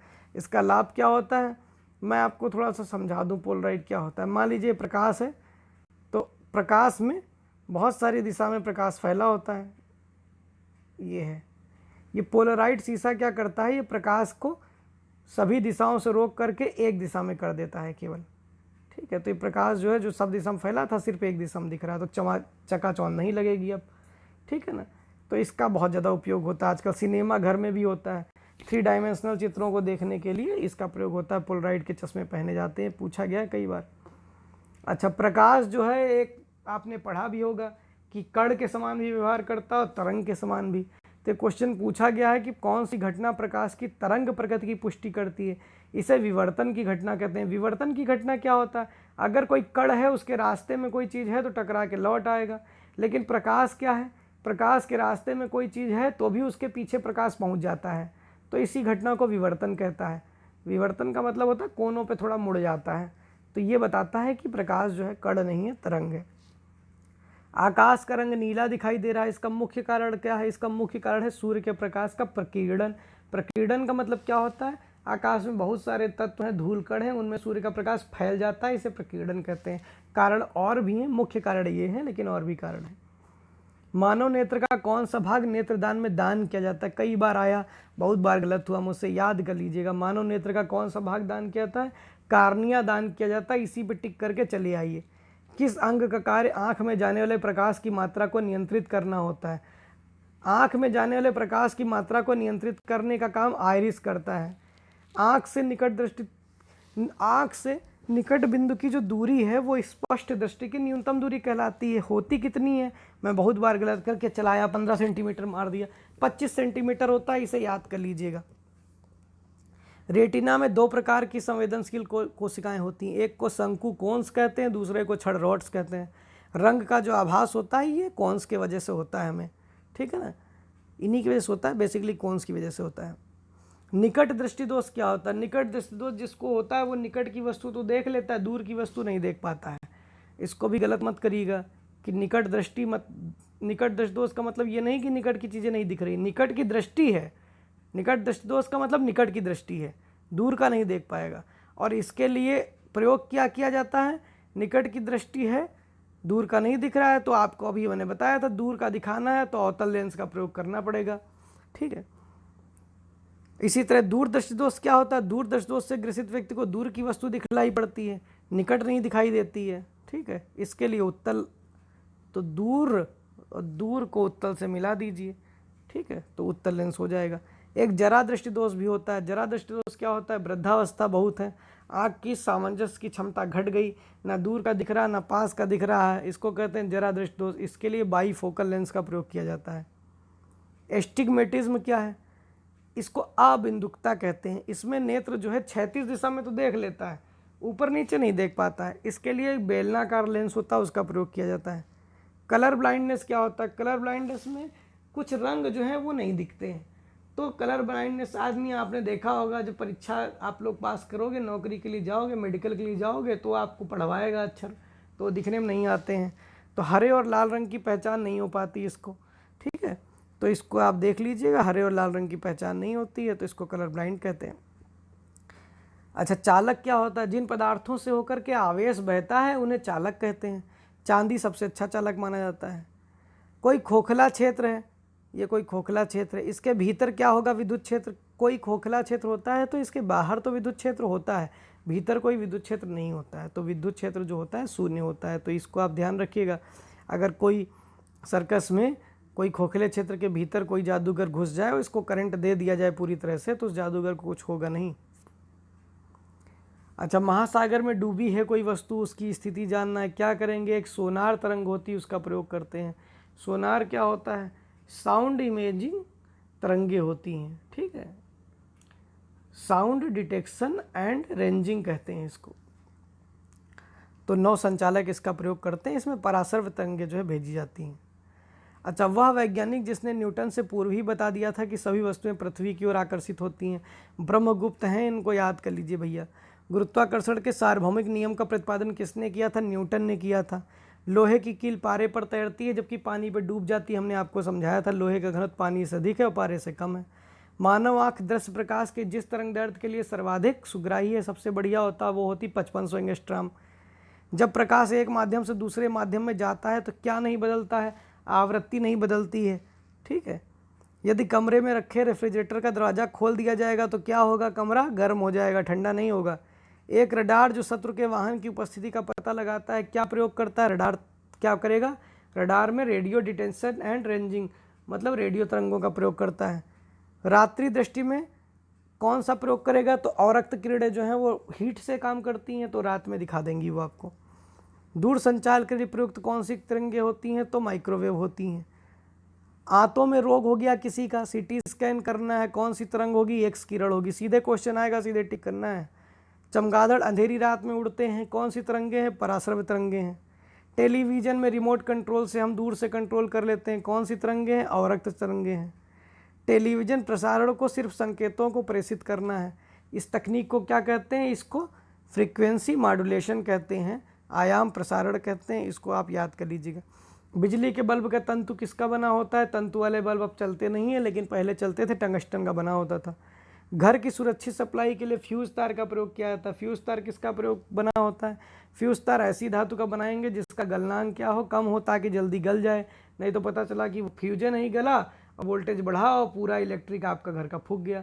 तो फ्यूज को गलना जरूरी होता है, तो फ्यूज जितनी जल्दी गलेगा उतना अच्छा रहेगा, तो उसका गलनांक कम होता है और प्रतिरोध अधिक होता है। ठीक है। अर्धचालक होता है, ये अर्थ नहीं है। अर्धचालक का प्रतिरोध क्या होता है? गर्म करने पे घटता है। सामान्य का प्रतिरोध गर्म करने में घटेगा, बढ़ेगा, अर्धचालक का घट जाएगा। अच्छा, अतिचालकता क्या होती है? अतिचालकता ऐसी स्थिति है जब प्रतिरोध शून्य हो जाए। ठीक है ना। ऐसा कब होता है? जब बहुत कम तापमान पे किसी अर्धचालक धातु को लाओ तो उसकी एक समय ऐसा आता है कि प्रतिरोध उसका शून्य हो जाता है। प्रतिरोध शून्य का मतलब है कि धारा बढ़िया बह रही है, कोई धारा खत्म नहीं हो रही। एक बार धारा पैदा कर लो, उसी से पूरी सप्लाई करते चले जाओ। लेकिन होती कब है? माइनस में होती है। तो उतना, अब माइनस, फ्रिज लेकर के तार बिछाओगे नहीं, तार में फ्रिज लगाओगे, बहुत महंगा पड़ जाएगा, उससे सबसे सस्ती बिजली है। तो इसलिए अतिचालकता कब फायदेमंद हो सकती है? अगर सामान्य ताप पे काम करने लगे तो बहुत फायदेमंद हो जाएगी। रिसर्च में लग जाओ सब लोग। परम शून्य ताप क्या होता है? परम शून्य तापमान पर अर्धचालक में विद्युत प्रतिरोध हो जाएगा, अनंत हो जाएगा, संपूर्ण अनंत। वही हमने बताया, चालकता समाप्त हो जाएगी, प्रतिरोध अनंत हो जाएगा। ट्रांजिस्टर बनाने के लिए सर्वाधिक प्रयुक्त पदार्थ क्या होता है? सिलिकॉन होता है। सूर्य की ऊर्जा का स्रोत क्या है? सूर्य की ऊर्जा का स्रोत नाभिकीय संलयन अभिक्रिया है। हीलियम, हाइड्रोजन का हीलियम में संलयन होता है, आपने पढ़ा है सबने। समस्थानिक क्या होते हैं? समभारिक क्या होते हैं? समस्थानिक वैसे परमाणु जिसमें प्रोटॉनों की संख्या समान हो। ठीक है। प्रोटॉन, न्यूट्रॉन, इलेक्ट्रॉन आपने सुने होंगे। अगर प्रोटॉन समान हो तो उसको समस्थानिक कहते हैं। ठीक है। एक पोलोनियम है, उसके सबसे ज़्यादा समस्थानिक बनाए गए हैं, 27 समस्थानिक है। पूछा जाए कभी, टिक कर दीजिएगा। नाभिकीय विखंडन कौन सी प्रक्रिया होती है? वह प्रक्रिया जिसमें कोई भारी नाभिक दो लगभग समान आकार के नाभिकों में टूट जाता है, इसे नाभिकीय विखंडन कहते हैं। तो तैयार कर लीजिए बढ़िया से इसको। परमाणु रिएक्टर किस पे आधारित है? मैंने आपको बता दिया, परमाणु रिएक्टर भी नाभिकीय विखंडन पर आधारित होता है। यूरेनियम 235 होती है, यूरेनियम 235 का नियंत्रित आप नाभिकीय विखंडन कराओगे तो परमाणु रिएक्टर बनेगा। अनियंत्रित कर दोगे तो परमाणु बम बन जाएगा, विस्फोट हो जाएगा। नाभिकीय रिएक्टर में ईंधन के रूप में किसका प्रयोग करते हैं? तो संवर्धित यूरेनियम करेंगे, या थोरियम करेंगे, या प्लूटोनियम करेंगे। ठीक है। विखंडन प्रक्रिया में उत्पन्न न्यूट्रॉन हुए, उनकी गति बहुत तीव्र होती है। अगर उनको स्पीड को धीमा नहीं किया गया तो तहस नहस कर देंगे सब कुछ। तो उनको मंद करेंगे। मंद करने के लिए क्या प्रयोग करते हैं? भारी जल होता है एक। भारी जल क्या होता है? जैसे H2O जल होता है, उसी तरह D2O होता है, भारी जल होता है। तो भारी जल या ग्रेफाइट का प्रयोग जो है उसको मंद करने के लिए करते हैं। विखंडन की श्रृंखला अभिक्रिया को नियंत्रित करने के लिए कैडमियम या बोरान की लंबी छड़ों का उपयोग किया जाता है। और ये छड़ें क्या कहलाती हैं? ये छड़ें नियंत्रक छड़ें कहलाती हैं। तो इसको आप याद रखिएगा, नियंत्रक छड़ें क्या होती हैं। ठीक है। कैडमियम या बोरान की लंबी छड़ होती है। ये क्या करते हैं आपको मैं बता दूं, जैसे न्यूट्रॉन जो एक्स्ट्रा निकलते हैं उसको ये सोख लेते हैं, नहीं तो इतने निकल जाएंगे कि पूरे पृथ्वी पे तहलका मचा देंगे। ब्रीडर रिएक्टर कैसा होता है? एक ऐसा रिएक्टर है, मान लीजिए पेड़ पौधा है, पेड़ पौधे में क्या होता है? आप थोड़ा पानी डालते हैं और पौधा बड़ा होता है तो खूब सारे फल देता है। उसी तरह ब्रीडर रिएक्टर होता है। इसमें आप थोड़ा सा ईंधन प्रयोग करते हैं और आपका काम भी हो जाता है, ऊर्जा भी पैदा हो जाती है, उसके बाद उससे ज़्यादा ईंधन बन जाता है। तो ब्रीडर मतलब ब्रीड करता है, पैदा करता है। ठीक है। तो इसको आप याद रखिएगा। अच्छा, नाभिकीय संलयन क्या होता है? हमने आपको बताया था, दो या दो से अधिक नाभिक आपस में संयुक्त होंगे तो नाभिकीय संलयन कहलाएगा। इसके लिए बहुत अधिक उच्च ताप की जरूरत होती है। हाइड्रोजन बम और सूर्य की ऊर्जा, ये नाभिकीय संलयन पर डिपेंड है। अभी इसका संलयन का जो है पॉजिटिव जो है अभी प्रयोग संभव नहीं हो पाया। फ्रांस में बहुत दिन से प्रयोग चल रहा है ITER में। प्रकाश विद्युत प्रभाव क्या होता है? मैंने आपको बताया था, प्रकाश को विद्युत में कन्वर्ट कर देना। ठीक है। तो जैसे सिनेमा घरों में ध्वनि का उत्पादन है, टेलीविज़न में, सड़कों पर लगी लाइटों में, स्वचालित दरवाज़ों में, अंतरिक्ष यान की बैटरियों में यही यूज किया जाता है। प्रतिदीप्ति क्या होती है? कुछ पदार्थ ऐसे होते हैं जब उन पर प्रकाश डाला जाता है तो अवशोषित कर लेते हैं और उसके बाद जो है निचली आवृत्ति का प्रकाश उत्सर्जित करते हैं, तो इसको प्रतिदीप्ति कहते हैं। इससे एक प्रकार की चमक उत्पन्न होती है। तो प्रदीप जो पदार्थ होते हैं इनको सड़क पे पेंट करने में इनका उपयोग किया जाता है। तो स्फुरदीप्ति क्या होते हैं? कुछ ऐसे भी पदार्थ होते हैं कि जब तक लाइट रहती है तब तक प्रकाश जो है वो एब्जॉर्ब कर लेते हैं और जब लाइट कट जाती है तब चमकते हैं, तो ये स्फुरदीप्ति कहते हैं। अंधेरे में ऐसी चीज़ें यूज की जाती हैं, जैसे घड़ी मान लीजिए आपकी कमरे में लगी हुई है, लाइट कट गई तो उसमें स्फुरदीप्त पदार्थ लगाया जाता है, तो घड़ी के जो वो होते हैं अंक वो चमकने लगते हैं, आप देख लेते हो। इसी तरह इलेक्ट्रॉनिक जो स्विच है उसमें लगा दिया जाता है, तो आप देख लेते हो अंधेरे में कहाँ स्विच है, वो चमकने लगता है। ठीक है ना, कुछ पदार्थ मैंने लिखे हैं, पढ़ लीजिएगा। घड़ी की सुई, साइन बोर्ड, बिजली बोर्ड, रडार आपको मैंने बता ही दिया।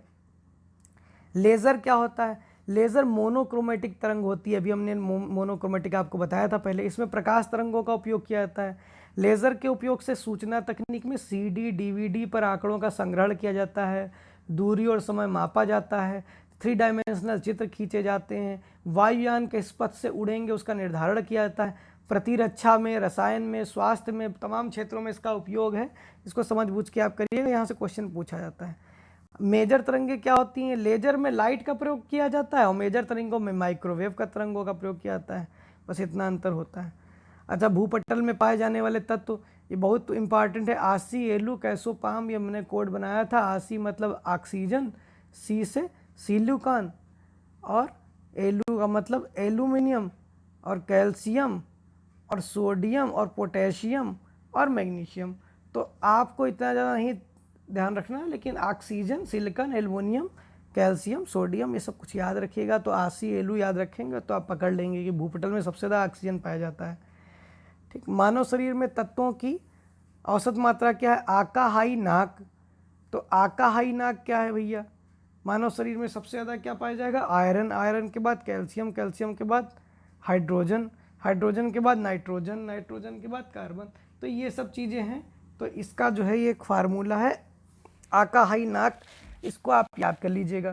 तो इसको वैसे मुझे लिख देना चाहिए था, लेकिन अब आप लोग इसी से याद कर लीजिएगा। मैं जब आपको PDF सेंड करूँगा तो मैं उसमें जो है इसका लिख दूँगा।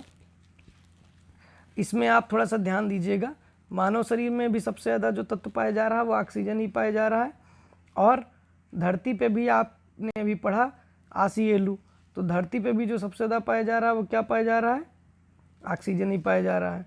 तो इसको थोड़ा सा ध्यान दीजिएगा कि कौन सा दोनों जगह पाया जाता है। ऑक्सीजन जो है दोनों जगह पाया जाता है, धरती पे भी सबसे ज़्यादा ऑक्सीजन पाया जा रहा है और मानव शरीर में भी ऑक्सीजन पाया जा रहा है। तो अभी मैंने इसको आगे आपको जो है डिटेल में मैं इसको डिस्क्राइब किया है मैंने, तो थोड़ा सा डिटेल में हम इसको देखेंगे अभी।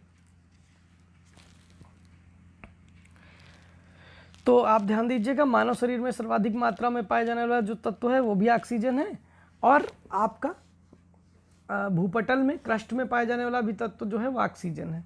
तो इसको आप ध्यान रखिएगा, ये मतलब ऑक्सीजन है। परमाणु संख्या क्या होती है? किसी तत्व के नाभिक में उपस्थित प्रोटॉनों की कुल संख्या जो होती है उसे परमाणु संख्या कहते हैं। तो परमाणु संख्या जो है वो सीधे सीधे प्रोटॉनों की संख्या है। ठीक है, इसको आप याद रखिएगा। द्रव्यमान संख्या क्या है?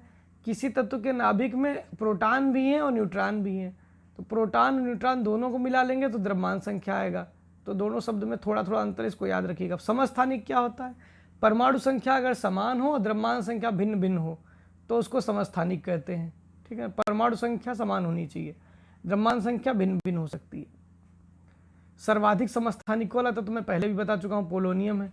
हाइड्रोजन का समस्थानिक एक ट्राइटियम है, ये रेडियो सक्रियता प्रदर्शित करता है, इसको आप याद रखिएगा। हाइड्रोजन के 3 समस्थानिक होते हैं, 1H1, 1H2, 1H3।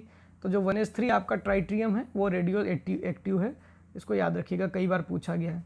Radio active पदार्थों से तमाम सारी किरणें निकलती हैं, इनको रेडियो एक्टिव कीड़े नहीं कहते हैं, किरणें कहते हैं। तो इन किरणों को अल्फा किरण, बीटा किरण और गामा किरण कहा जाता है। अच्छा, अर्धायु क्या होता है? एक रेडियो एक्टिव तत्व है, तो कोई समय ऐसा होगा जब वो विघटित होकर के आधा हो जाएगा, तो वह समय जिसमें वह अपनी कुल मात्रा का आधा हो जाता है उसे अर्धायु कहते हैं। यहाँ से क्वेश्चन पूछा जाता है। रेडियो आइसोटोप डेटिंग क्या होता है? कोई रेडियो एक्टिव समस्थानिक है, उसकी मात्रा घट के आधी हो जा रही, कितनी समय में हो जा रही, अगर इसका हमें जानकारी रहेगी तो हम क्या करेंगे, उसके आधार पर हम निकाल सकते हैं कि वो कितना पुराना है। तो इससे रेडियो डेटिंग से किसी नमूने के आधार पर उनकी आयु का निर्धारण करते हैं, इसको आइसोटोप डेटिंग कहते हैं। इसमें एक सबसे बड़ी फेमस विधि होती है उसको कार्बन डेटिंग कहते हैं। कार्बन डेटिंग में क्या करते हैं, जो जीवाश्म होता है, जो जीव होता है, उसमें कार्बन पाया जाता है। कार्बन का भी एक रेडियो एक्टिव समस्थानिक होता है। तो कोई भी मृत शरीर में अगर उस रेडियो एक्टिव समस्थानिक की मात्रा हम देख लें तो उससे हम पता चल जाएगा कि वो कितने उम्र है उसकी। अगर निर्जीव है तब क्या करोगे, निर्जीव में तो कार्बन होता नहीं है, तो उसके लिए एक यूरेनियम डेटिंग का प्रयोग किया जाता है। अगर बहुत ज़्यादा पुरानी चट्टान है तो यूरेनियम तो उसमें बचेगा नहीं, तो उसमें पोटेशियम आर्गन डेटिंग जो है प्रयोग की जाती है। अच्छा, रेडियो एक्टिव समस्थानिकों के बहुत सारे उपयोग हैं। क्या उपयोग है, एक तो औषधियों में ट्रेसर के रूप में उसका उपयोग किया जाता है। औषधियों में ट्रेस किया जाता है, औषधि को भेज दिया, रेडियो एक्टिव जो है वो बता देगा कि औषधि पहुंची कि नहीं पहुंची। इसी प्रकार मानव शरीर में ट्यूमर का पता लगाया जाता है रेडियो एक्टिव से। ज़मीन के अंदर बिछाई गई है जल पाइप प्रणाली, उसमें रिसाव है तो बता देगा रेडियो एक्टिव पदार्थ। पौधों में उर्वरक काम कर रहे हैं या नहीं कर रहे हैं, उसमें हमने डाल दिया रेडियो एक्टिव पदार्थ, वो चमक दिखा रहा है उर्वरक पहुंच रहा कि नहीं पहुंच रहा। कोबाल्ट का एक समस्थानिक है, उसका इलाज कैंसर में किया जाता है। तो कैंसर और कोबाल्ट को मिला लीजिए, कोबाल्ट आएगा, कैंसर ठीक कर देना है। मस्तिष्क में ट्यूमर है तो भी कोबाल्ट से ठीक हो जाएगा। आयोडीन है तो आयोडीन आपको पता है थायराइड ग्रंथि में उत्पन्न विकार को ठीक करती है, तो ये तो सही हो जाएगा। सोडियम है तो रुधिर परिसंचरण तंत्र में अगर कोई विकार है, ब्लड सर्कुलेशन में, तो सोडियम काम करेगा। फास्फोरस है तो फास्फोरस हड्डी रोग के इलाज में काम करेगा। लोहा है तो लोहा एनीमिया में काम करेगा। यूरेनियम है तो यूरेनियम पृथ्वी के निर्धारण में प्रयोग किया जाएगा। कम क्रियाशील अगर रेडियो एक्टिव पदार्थ हैं तो उनका प्रयोग क्या किया जाता है, अनाज फल सब्जियों को रोगाणु मुक्त बनाने में किया जाता है इनका प्रयोग। स्विमिंग पूल रिएक्टर क्या होता है, जब नाभिकीय रिएक्टर में मंदक के रूप में, अगर नाभिकीय रिएक्टर में मंदक एक होता है, मैंने आपको बताया था कि वो स्पीड को धीमा करता है, अगर भारी जल है मंदक के रूप में तो उसको स्विमिंग पूल रिएक्टर कहेंगे। अगर ग्रेफाइट का प्रयोग होता है तो उसे परमाणु पाइल कहते हैं। अच्छा, पीएच मान क्या होता है, ठीक है ना, पीएच मान एक प्रकार की वैल्यू होती है जो अम्लीय क्षार बताती है। तो जिस भी लोगों का छोड़ दीजिए, जिस भी चीज़ का पीएच मान 7 से अधिक होगा वो क्षार होते हैं, बेचारी नहीं होते, क्षार होते हैं। और जिसका मान जो है 7 से कम होता है वे अम्लीय होते हैं। ठीक है, परम ताप आपको मैंने बता दिया, -273 डिग्री सेंटीग्रेड को शून्य मान के जो है केल्विन पैमाना चलता है, उसे परम ताप कहते हैं। प्रतिरोधक घोल क्या होते हैं, कुछ घोल इस तरह के होते हैं उसमें अगर थोड़ी मात्रा में अम्ल या क्षार मिला दो तो उसका पीएच नहीं बदलता, तो उसको प्रतिरोधक घोल कहते हैं।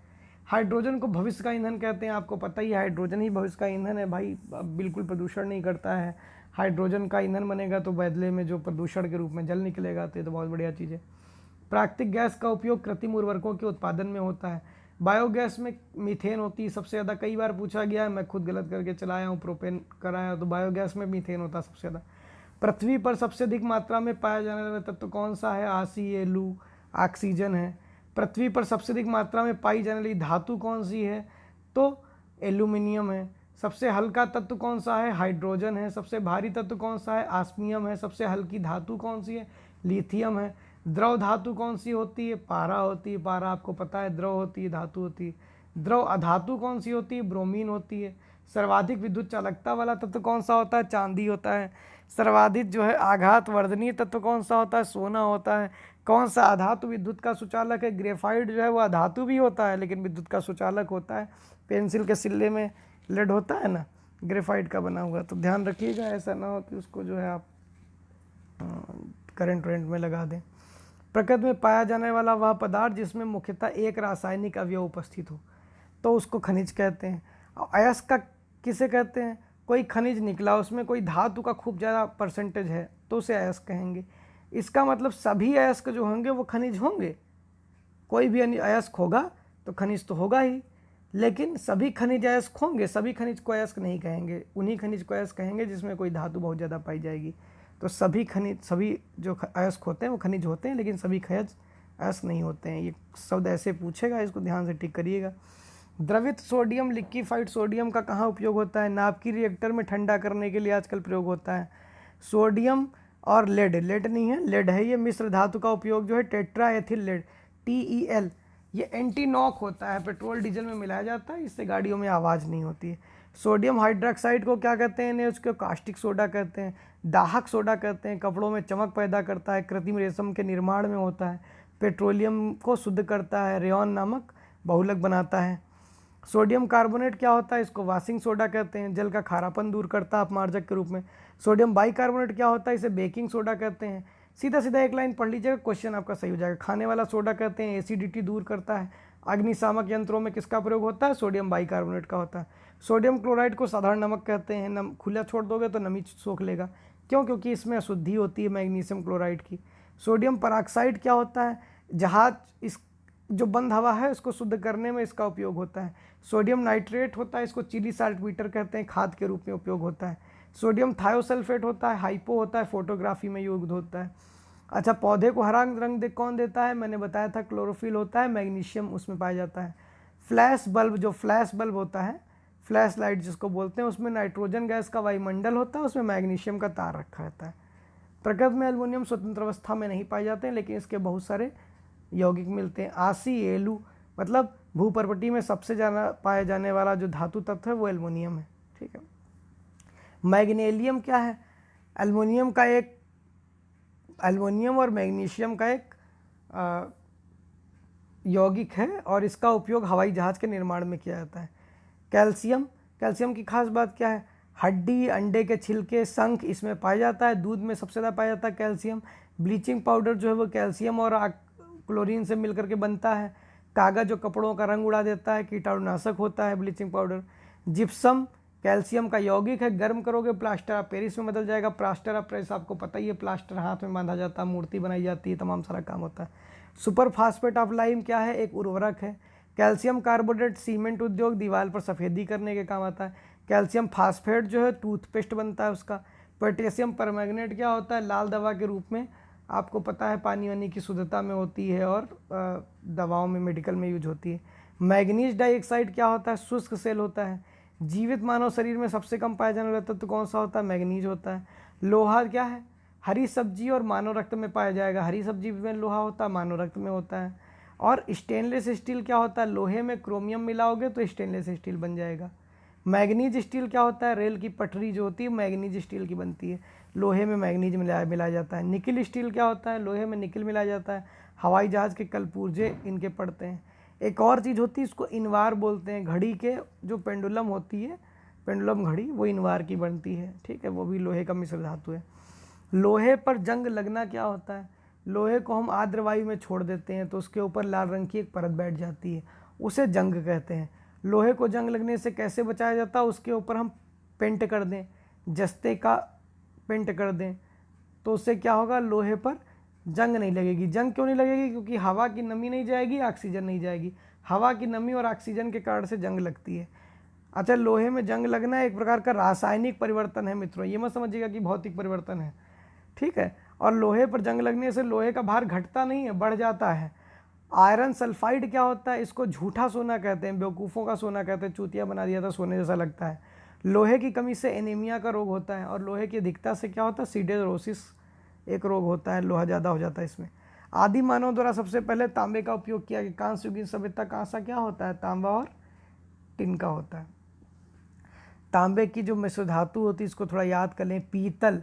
तो पीतल को आप पीतल का ताज याद करिएगा, ताज का मतलब तांबा और जिंक। तो पीतल जो होता है वो तांबा और जिंक से बनता है। कांसा क्या होता है, कांसा को आप कांटे से याद करिएगा, कांसा बड़ा कांटेदार होता है। तो कांटा मतलब कापर और टिन। रोल्ड गोल्ड क्या है, तांबे की एक मिश्र धातु है, इसका उपयोग सस्ते आभूषणों के निर्माण में होता है, सोने जैसी दिखती है। मानव शरीर में अगर तांबा की मात्रा में वृद्धि हो जाए तो कौन सा रोग होता है, इसको विल्सन रोग कहते हैं।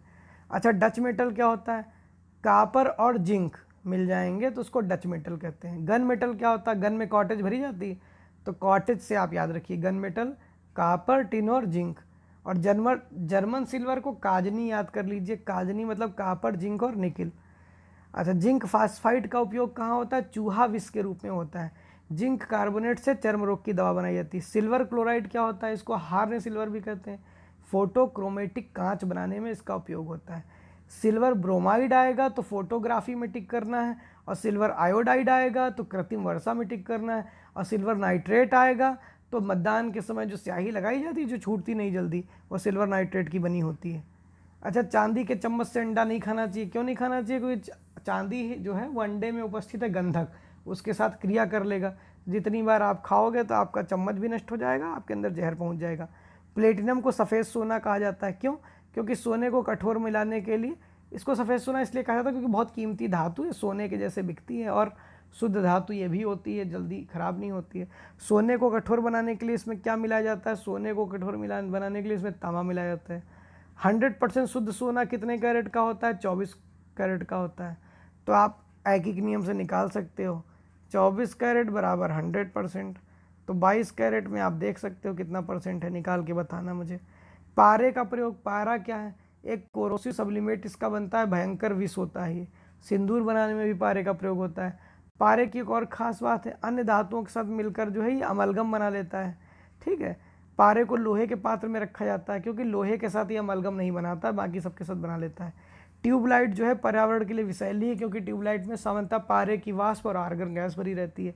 बैरोमीटर में पारे की सतह का चढ़ना सामान्य मौसम और उतरना तूफान के बारे में सूचना देता है। सीसा, सीसा क्या है? सर्वाधिक स्थायी तत्व है, लेड जिसको बोलते हैं। एक ऐसा तत्व है जिससे कागज पर लिखने का काम लिया जाता है। लेड आर्सेनिक जो है ये मिश्र धातु का उपयोग बुलेट बनाने में किया जाता है। कार्बन लेड का उपयोग कृत्रिम अंगों के निर्माण में किया जाता है।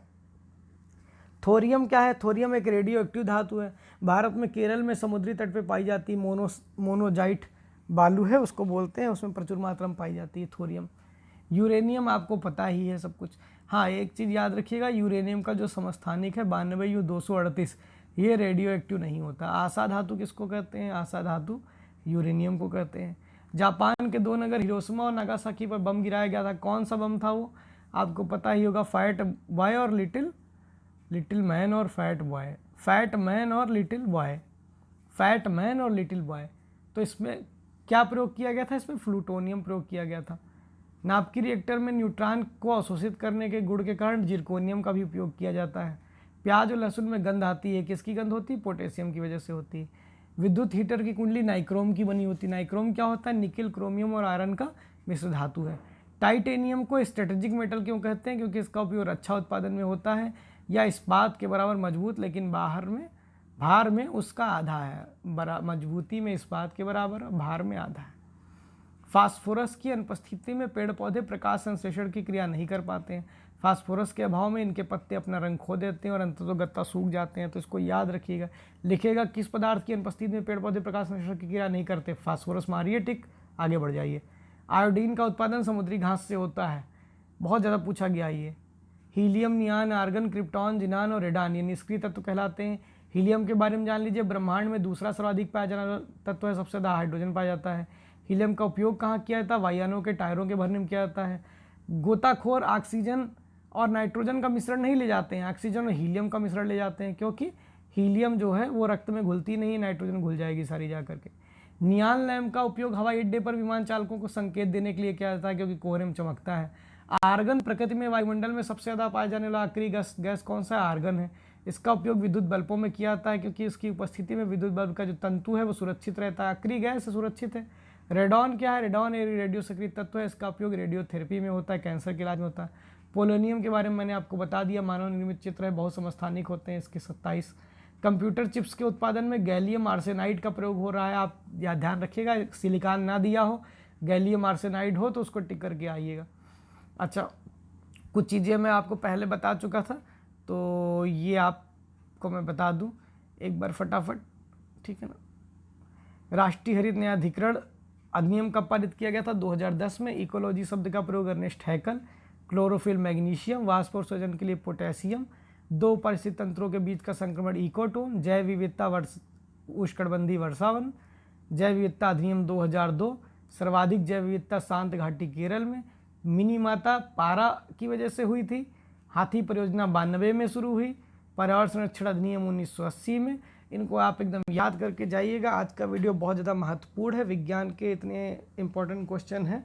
जो बायोलॉजी वाला पोर्शन है उस पर बहुत सारे वीडियो हैं, अगर मुझे समय मिल गया तो मैं कल बायोलॉजी वाले पोर्शन पे भी वीडियो बना डालूंगा, लेकिन फिजिक्स और केमिस्ट्री पे वीडियो इंटरनेट पे अवेलेबल नहीं थे तो मैंने इसको बनाया, इसको आप देख लीजिए। आपकी परीक्षाओं के लिए आपको बहुत बहुत शुभकामनाएं।